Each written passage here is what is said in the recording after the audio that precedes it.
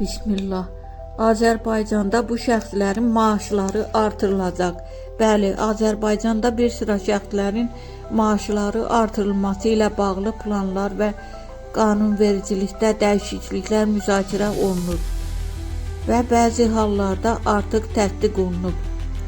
Xüsusilə əmək haqqı sistemində saat hesabı və əmək haqqı ilə bağlı yeniliklər kontekstində minimum əmək haqqı artırılıb və reviziya olunacaq. 2025-ci ildə minimum əmək haqqı aylıq 400 manat olaraq artırılıb.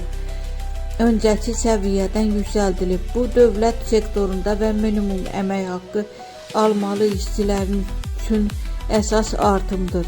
2026-cı ildə minimum əmək haqqı ildə ən azı bir dəfə yenidən baxılacaq. Üçüncü tərəf orqanının təklifləri əsasında. Bu da o deməkdir ki, gələcəkdə maaş artımları daha sistemli şəkildə baş verə bilər.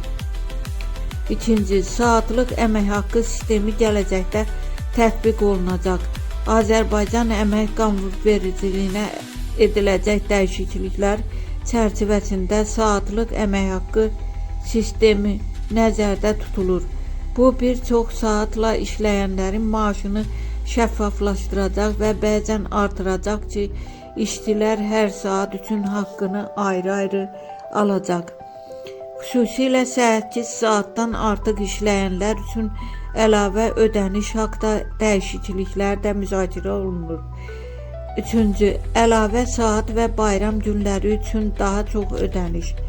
Dəyişikliklərə görə tətillər, bayramlar və qeyri-iş günlərində işlənən saatlar üçün artıq ən azı 2 qat saatlıq ödəniş tətbiq ediləcək.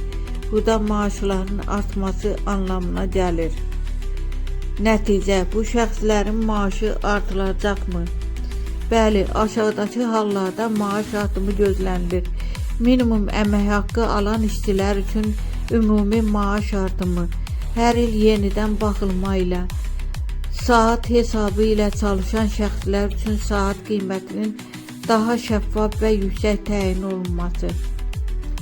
Bayram, əlavə iş saatları üçün işçilərin daha yüksək ödəniş alması.